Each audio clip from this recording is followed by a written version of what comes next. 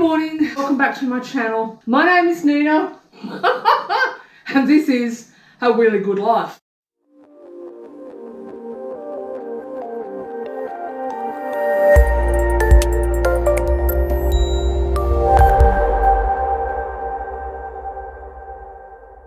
This vlog is a difficult one for me to do. I've been kind of putting it off for a while until the time was right. Part of being a YouTuber is having the ability to share your story and being able to do that in a truthful and authentic way and allowing people to see your vulnerabilities, because your vulnerability is what gives you your strength, but it's also what makes you relatable. You guys listening to Mummy?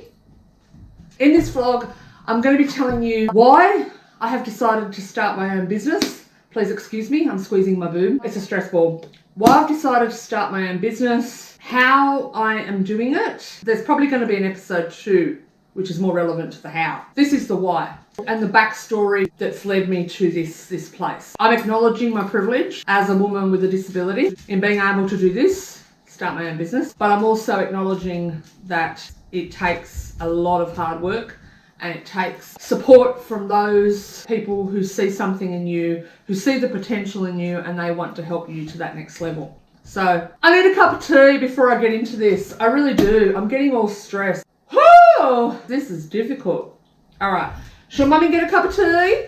Needy needs a cup of tea. I wish dogs could make tea. Good morning. Got me a cup of tea. It's a different day now. Sitting in my beautiful chair and I've got my weighted blanket. This is just gorgeous. I hope you can see it. It's all sequins and I'm in a chilled zen space. It's Sunday. I just needed a couple of days to kind of get my head around what I'm about to talk about. Here we go. 4 years ago, I started working in the NDIS space as a support coordinator for a major organisation. I'm passionate about my job. I love the work that I do.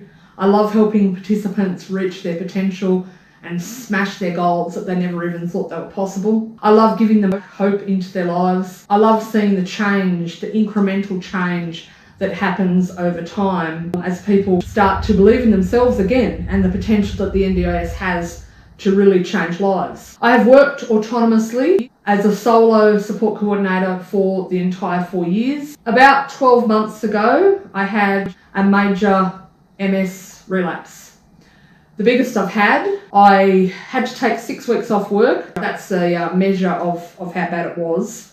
And then I had to go back to work on a phased return and I had to pass some neurocognitive assessments. Those of you who followed me would know that I had that relapse, but what you probably don't know is what led up to that point. So the organisation I worked for had rented out an office here in Wollongong. They had not got an OT to come in and assess the premises for accessibility. I'm a wheelchair user and I have MS. So in the mornings, I'm much more functional than in the afternoons and I need access to an accessible bathroom. The space that the office was in was a lot of different offices all sharing common bathrooms. There was an accessible bathroom on the premises, but my wheelchair did not fit into that space. And you're about to see that in the video, which I've included just a little bit further. So therefore, I had to go 2 blocks down the road to use the bathroom at the town hall or further up into the mall and use it in the shopping centre. I couldn't leave my wheelchair and block the communal hallway to the bathrooms. Anyway, point being, I was under a great deal of stress and I don't think I even realised how much stress I was under. I had an office space that was in no way accessible and the company knew that it wasn't accessible because they didn't even check it out before they signed the lease.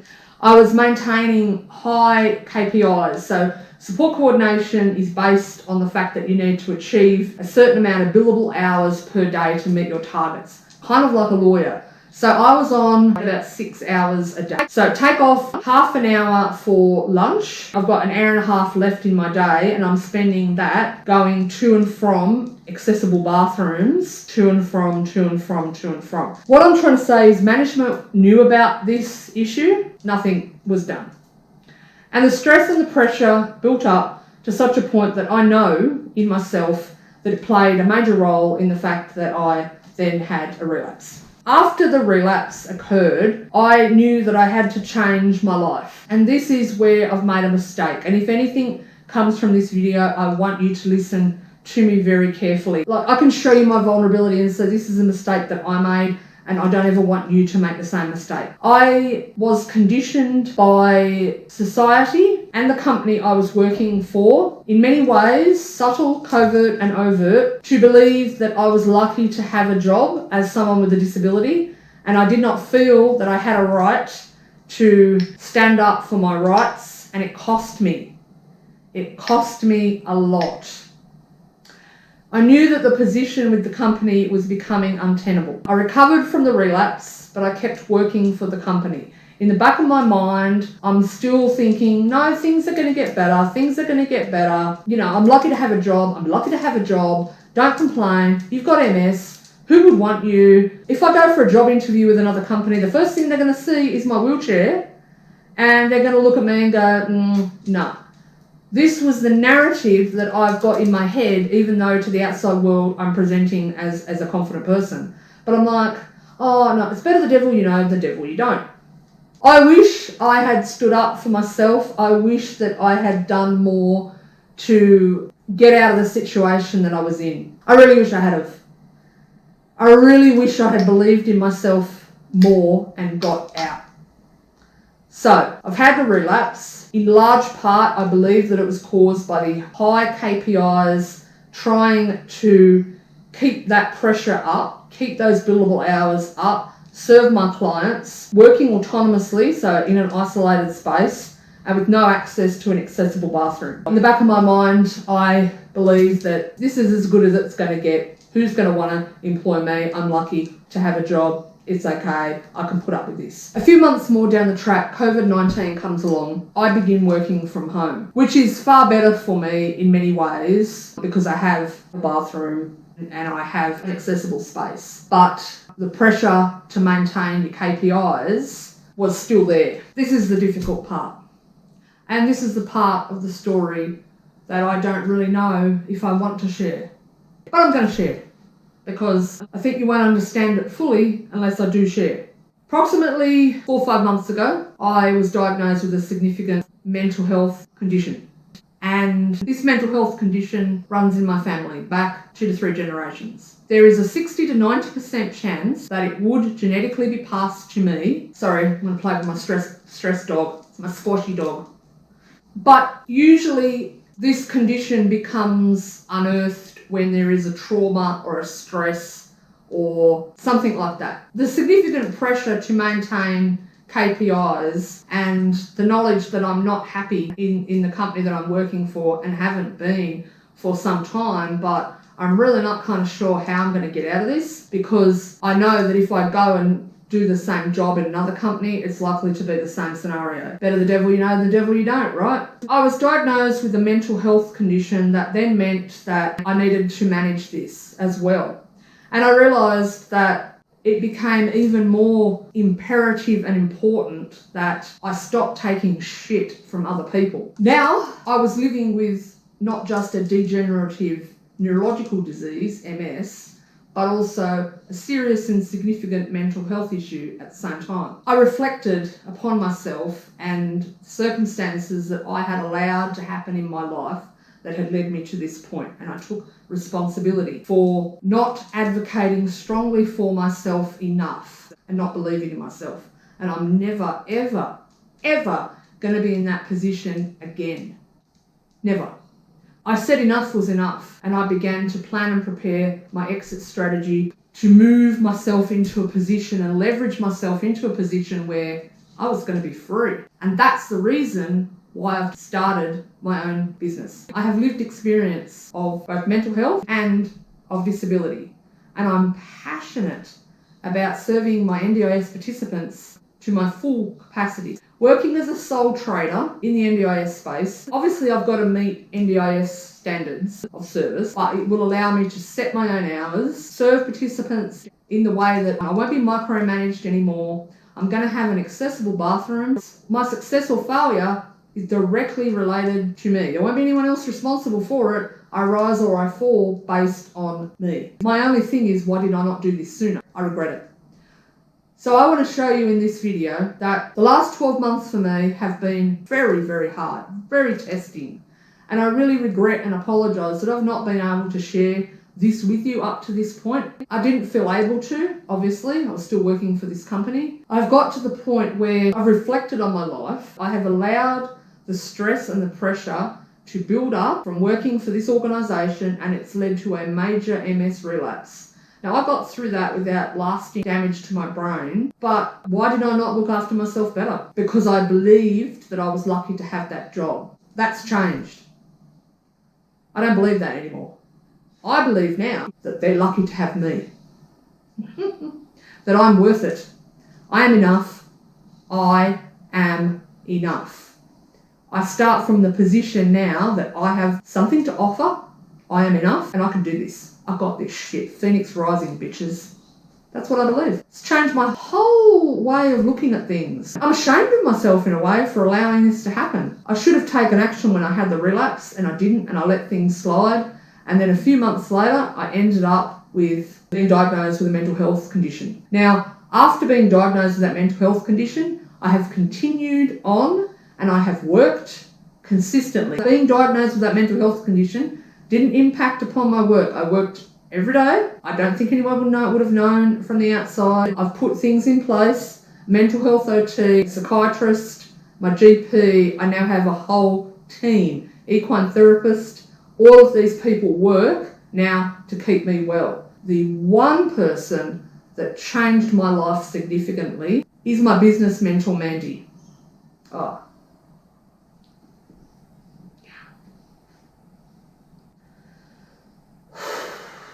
And that's because she made me believe in myself again. She made me believe that despite having both MS and a mental illness, I can do this. Once I had that self-belief put back in me, because it had been beaten out of me, believe me, I was able to use the mentoring that she taught me, the skills, and I took it and I ran with it. And now only a few months later, I'm working as a sole trader. I'm about to launch my own business. And I couldn't have done that without her. So what you're about to see now is some clips that were shot over a year ago, at the time that I was going through all of this shit. And you'll also see a clip of me showing you a little bit about my mentor. I didn't know whether to do this vlog for a long time, but this is my story. And I don't think without Mandy, I'd be here today. So I owe her a lot. Mandy, if you're watching this, I hope you know that. All right, guys. I hope you enjoyed the rest of this vlog, and thank you for your support always. Hello, my name is Nina. Welcome back to my channel. Today's a different kind of vlog. It's a little bit more serious than what I normally do, and I just wanted to have a chat with you about barriers that people with disability face when they are in the workforce or trying to access the workforce. Now, the National Disability Insurance Scheme is placing a great importance on getting people with disability into the workforce so that we remain socially and economically connected to the community. But until attitudes and barriers change and we are fully integrated into society, I don't think we're going to have as much success as what we could hope for.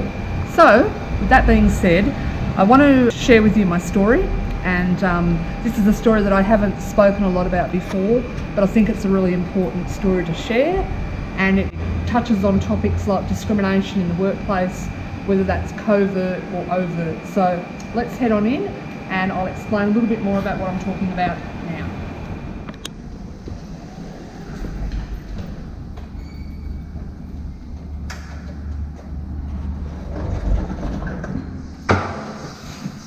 Okay, so let's try and get on in.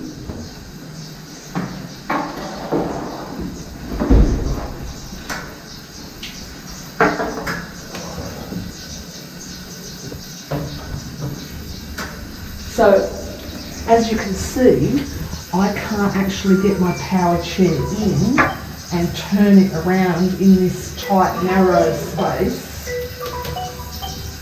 without, I'm not able to close the door behind me. So this bathroom is a really old bathroom, and it's just definitely not fit for purpose. As you can see, I can touch the walls on either side, and the door is definitely not able to be closed. Because of this, I've had to be going up and down to the town hall or the shopping centre multiple times a day.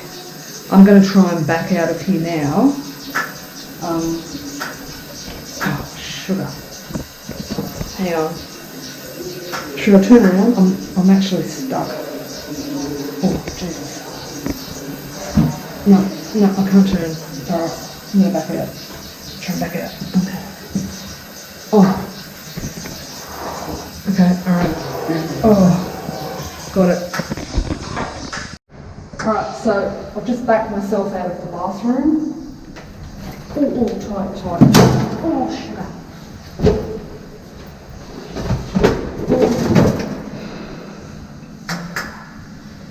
There we go. Okay, so there you go. That just shows you that I cannot actually use the wheelchair accessible bathroom on the premises. Let's go outside and I'll continue this conversation out there. So I guess I just wanted to show you that just because you work for an actual disability organisation doesn't mean that you're going to be treated with the respect and dignity that you deserve as someone with a disability. So I have put up with this situation now for 10 months, and the stress and the pressure to maintain my billable KPIs whilst not even having access to a bathroom. I work solo, so I'm the only person here. I don't have colleagues. So that has definitely contributed to MS exacerbation, my relapse. I've had 3 weeks off work now, and I'm actually going to hospital today for treatment for that. So yeah, it's been a contributing factor, no doubt. But I wanted to talk about this because it's a really important issue, and we're not going to get more people with disability into the workforce until these barriers and attitudinal changes change for the better. Now, your question may be, have I discussed this issue with my manager? Yes, absolutely. I have let them know on multiple occasions that this was my issue, and effectively words and sounds have been made, all the appropriate head nods, but the situation hasn't changed. Like, as you can see, I've put up with that for 10 months and it's ground me down. So yeah, usually my vlogs are really happy and cheerful and all that kind of thing, but I think sometimes it's really important to show that there is more going on beneath the surface, and this is my story. I hope it's of value, and I would really like to know if you have experienced similar issues and discrimination in the workplace. So thank you guys, let me know if you have.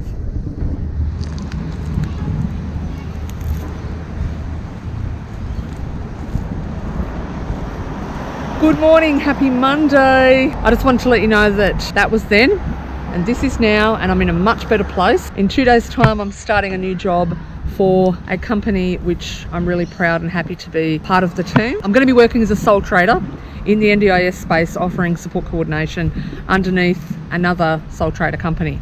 And then I'll be launching, once I pass NDIS audit, I'll be launching my own support coordination and psychosocial recovery coach company, and it will be called the Hand Up Space.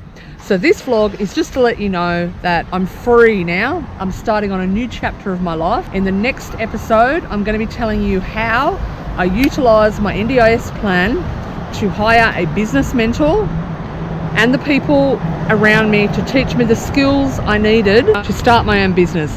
I'll also let you know a little bit about the costs involved, how much I'm out of pocket before I even get going, the contingency plans that I have to have in place as a sole trader to be able to work with a disability, and where I hope to be, 5 years from now. But yeah, we're actually not far from where I'm going to be working in 2 days' time. So if you're not following me already on Instagram, please do, at Really Good Life. But for now, it really is nothing but a really good life.